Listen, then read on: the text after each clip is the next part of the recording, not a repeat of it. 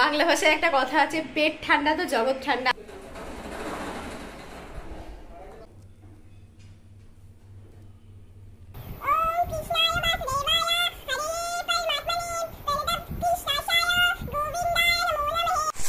Good morning. ঘড়িতে বাজে 6:20 আর তিধা উঠে পড়েছে ঘুম থেকে। উঠে এখন ব্রাশ করছে আর আমি এদিকে তিধার টিফিন বানাচ্ছি। সকালে তিধার জন্য একটু সিদ্ধ ভাত করি, কারণ যেহেতু অনেকটা বেলাতে আসে, মানে ওদের বাড়ি থেকে বেরোয় 7টার সময়, আর ধরো বাড়িতে ঢোকে কোনো দিন 2:10, কোনো দিন 2:15 বেজে যায়। তো টিফিনটা তো বাচ্চারা স্কুলে প্রত্যেকেই খুব পরিষ্কার করে খায় না, তোমরা জানো। প্রত্যেকের বাচ্চাই, আমার বাচ্চা বলে না, একমাত্র চাউমিন এটা ওটা দিলে সেদিন দেখি টিফিন কোটোটা একদম ফাঁকা বাড়ি আসে।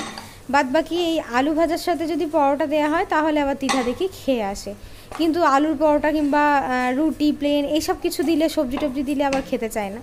আর সকালে দেখবে এতটা সকালে না করাটাও ঝামেলা, মানে সকালে একবার ভাত হয়, তারপরে মেয়েকে রেডি করা, আবার আলাদা করে ময়দা মেখে আবার বানানো।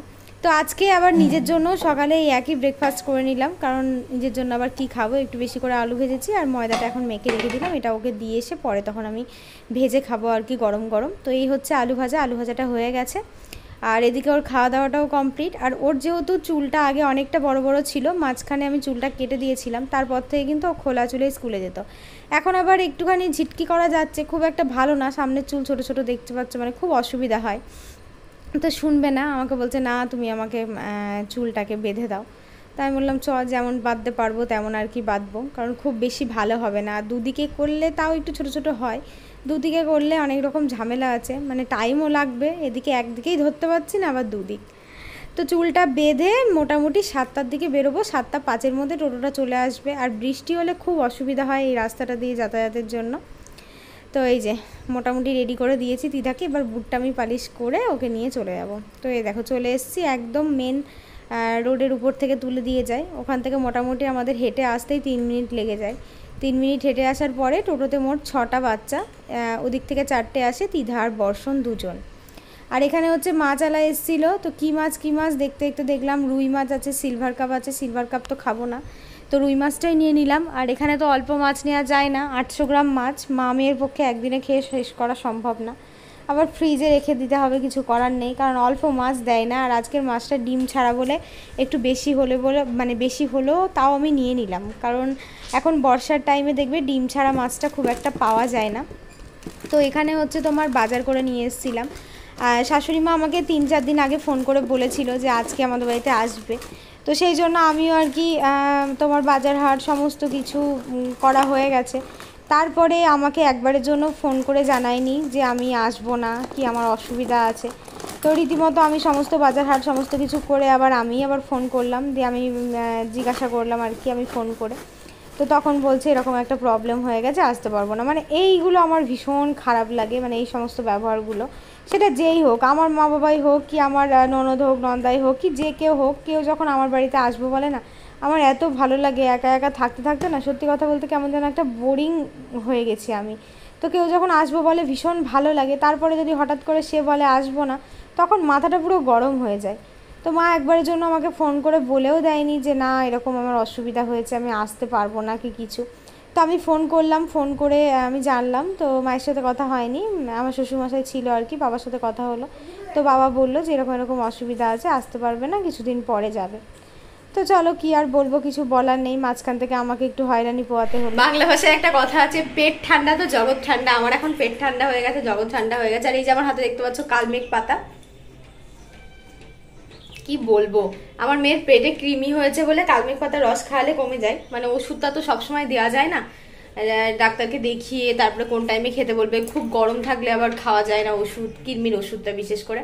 তো আমি ভাবলাম খাওয়াবো, তো সকালবেলা উঠেও স্কুলে চলে গেছে, ফুটোপাটা করে হয়নি এত কিছু করতে গিয়ে। আর এইটা ছাড়িয়ে ভাবলাম আমি রস করে খাবো, মানে ছাড়াতে গিয়ে গন্ধ শুকেই আমার একদম জানলা দিয়ে ফেলতে গেলাম, সে ঘরেই পড়লো, আবার 3 গুণ খাটনি বেড়ে গেল। ভগবান আর কি বলবো, মানে গন্ধ শুকে আমার পেট মন সব ভরে গিয়েছে, আমি খেতেও পারবো না। তারপর কাল মেঘ, মানে বিশাল তেতো।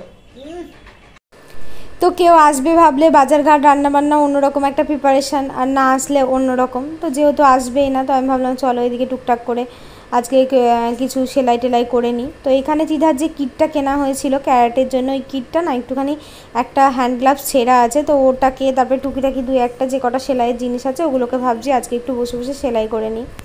তো কি বলবো আর কি, তিধা তো স্কুলে চলে গেছে। তিধা ধরো জানতো যে আজকে আসবে ঠাম্মা, তো তারপরে এবার এখন যদি দেখে আসবে না তাহলে তোর মনটা একটু খারাপ হয়ে যাবে, কিছু করার নেই। তো দেখতে দেখতে মা অনেক কদিন হয়ে গেল, মানে মোটামুটি 3 মাস পেরিয়ে গেছে, 3 মাস 3.5 মাস হয়ে গেল, এখনও কিন্তু আসেনি আমাদের বাড়িতে। জানি না কবে আসবে, আসলে তোমরা দেখতেই পাবা। আর আমি সত্যি কথা বলতে আর কাউকে আমি আসার কথা আমার বাড়িতে বলিও না, কারণ ওই কী বলো তো, মানে বলে বলে যদি কেউ না আসে না আমার দেখবো ভীষণ খারাপ লাগে। আমার মাও তেমন, আমার মাকেও মানে বলে বলে বলে বলে তারপরে যদি আমার মা আসে তো আসে, মানে এরকম একটা ব্যাপার হয়ে গেছে। তো আজকে দুপুরে স্নান করে রান্নাবান্না চাপিয়ে দিয়েছি, রুই মাছের ঝোল করব। রুই মাছ নিয়েছি, তো রুই মাছের ঝোলের জন্য না মানে একটু শুকনো লঙ্কা দিলে ভালো লাগে। এবার বেশি শুকনো লঙ্কা দিলে না আবার পেটের জন্য খারাপ, তো শুকনো লঙ্কা সচরাচর খুব একটা বেশি খাওয়া হয় না, কিন্তু মাঝে মধ্যে একটু খাওয়া যেতেই পারে, ওই জন্য 2টো কাঁচা লঙ্কা 2টো শুকনো লঙ্কা দিয়েছি। আর মিক্সারের এই যে বাটিটা দেখছো, এটা যেহেতু আমার মানে ভেঙে গেছে, পুড়ে গেছে আর কি, তো এই ঢাকনিটা আমি কোথাও খুঁজে পাচ্ছি না। অনেকের দেখি কিছু কিছু জিনিস খারাপ হয়, কি সুন্দর খুঁজে খুঁজে পেয়ে যায়, আর আমার কপালটা এতই খারাপ। আমার ওই আগে যে আমার একটা রাইস কুকার ছিল, তোমরা দেখেছো, একটা ইলেকট্রিক কুকার কিনেছিলাম মোমো টোমো বানানোর জন্য, খুব সুন্দর, এখানে ওখানে ট্রাভেলিং কুকারও বলতে পারো ওটাকে। তো ওটারও সেই লিডটা ছিঁড়ে গেছে, সেই লিডটা খুঁজে খুঁজে খুঁজে খুঁজে কোথাও পেলাম না। আর এটা হচ্ছে মাছের তেলটা, মানে মাছটা ফ্রেশ ছিল আর তার সাথে ডিম ছিল না মাছে, দেখো এরকম তেল ছিল। তো তেলটা একটু আমি টেস্ট করে দেখলাম, বেশ ভালোই লাগছে, ওরকম চর্বি চর্বি তেল হলে না খেতে বেশ ভালোই লাগে। তো টমেটো দিয়ে প্লেন আদা জিরে কাঁচা লঙ্কা, মানে পেঁয়াজও দিইনি রসুনও দিইনি। মাছের ঝোলে পেঁয়াজ আর রসুন দিলে সত্যি কথা বলতে আমার একটু বেকার বেকার মতো লাগে খেতে। অনেকে পেঁয়াজ রসুন দিয়ে পছন্দ করে, কিন্তু আমি সব সময় চেষ্টা করি মাছের ঝোলটা একটু ঝাল লবণটা একটু চড়া রাখতে, আর তার সাথে জিরে আদার বাটাটা দিতে, তাহলে আমার মনে হয় বেশি ভালো লাগে।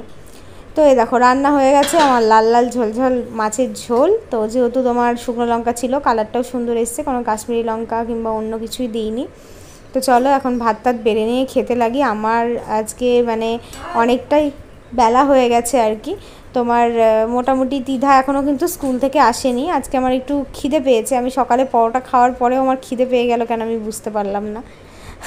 তো যাই হোক, মাঝে মাঝে এরকম হয় যে সকালে দেখবে এক একদিন কিছু খাই না তারপরেও খিদে পায় না, আর এক একদিন সকালে খাওয়ার পরেও খিদে পেয়ে যায়।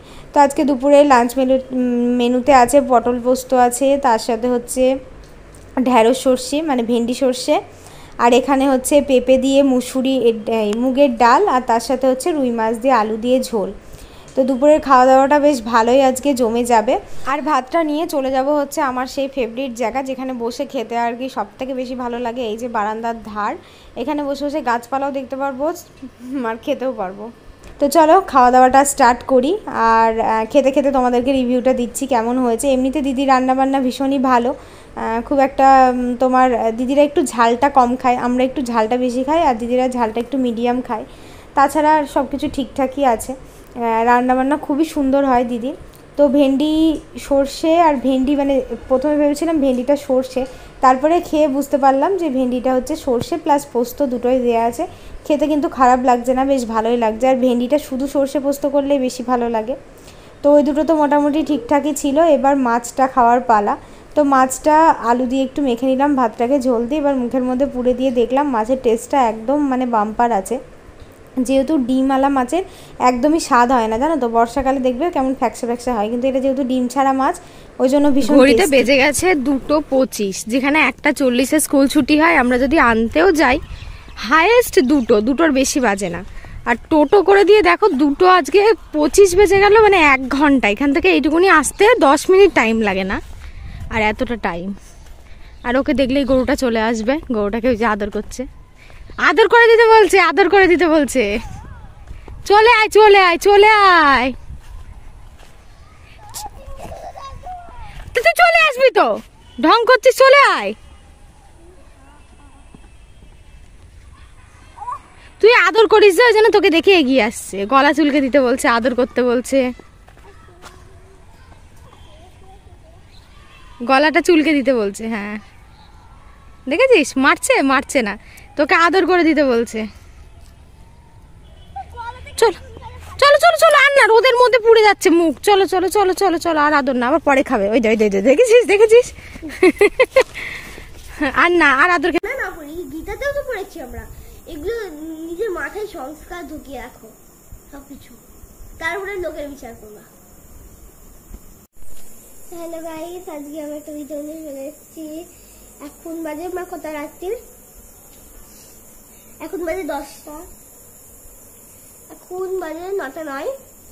আর আমি তোমাদের ভিডিওটা নিয়ে চলে এসেছি এই জন্যই যে তোমরা যাতে তাড়াতাড়ি লিঙ্ক শেয়ার করে দেখতে পারো এই ভিডিওটা, তোমরা ঘুমিয়ে না যাও তাড়াতাড়ি, তার জন্য আমি ভিডিওটা নিয়ে চলে এসেছি। তো আজকের ভিডিও কি টপিক, তো আজকের ভিডিও টপিক হচ্ছে একটা মন্ত্র। তোমরা যদি নিজের মনস্কামনা পূরণ করতে চাও তাহলে এই মন্ত্রটাকে 7 বার 11 বার 12 বার জপ করো, তাহলে তোমাদের মনস্কামনা পূরণ হবে।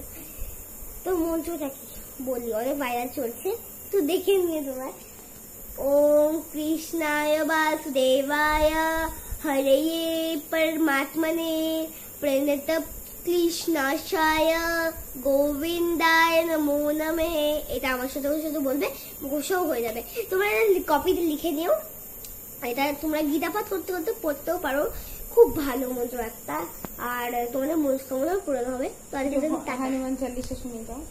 जय हनुमान ज्ञान गुण सागर, जय कपीस जागर, राम तू अतुपलित पलधामा, अंजलि पुत्र पवन सुत नामा, महावीर विक्रम बजरंगी, कुवति निवार सबत के संगी, कंचन बरनी बरात समेसा, कानन कुंडल कुंचित गेसा, हाथ वज्राओ ध्वजा विराजे, कान्हे कुचित नेओ साजे, संख्या सुमन की श्री नंदन, देश प्रताप महान बंधन। ছোটোবেলা থেকেই কিন্তু তিধা একটু ধার্মিক প্রকৃতির, যেগুলো আমি তোমাদের সাথে কোনোদিনই শেয়ার করি না। অনেক রকম মন্ত্র আছে যেগুলো ওর পুরোপুরি মুখস্থ, যেগুলো পুজোর সময় সন্ধে দেওয়ার সময় পাঠ করে। আর তাছাড়াও গীতার সম্পর্কে জানা, রামায়ণ মহাভারত এগুলো সম্পর্কে জানতেও ভীষণ আগ্রহী। প্রত্যেক দিন ওকে আমাকে 30 মিনিট করে গল্প শোনাতে হয় ঠাকুর দেবতার, কিংবা গীতা পাঠ করে শোনাই ওকে আমি। তো এগুলো বাচ্চাদের আমার মনে হয় থাকাটা দরকার, আর বাচ্চাদের শিক্ষা দেওয়াটাও দরকার। হনুমান চল্লিশা একদিন আমি একটা ভিডিওতে ও পাঠ করবে, কিছু কিছু ব্যাপারে ও একটু ভুলভাল করে ফেলে, বাচ্চা মানুষ তো অনেক বড়, বুঝতেই পারছো, এখনও ও মানে মুখস্থ করছে আর কি। তো যাই হোক, আজকের ভিডিওটা এখানেই শেষ করছি। সবাই খুব ভালো থেকো, সুস্থ থেকো, সাবধানে থেকো। নেক্সট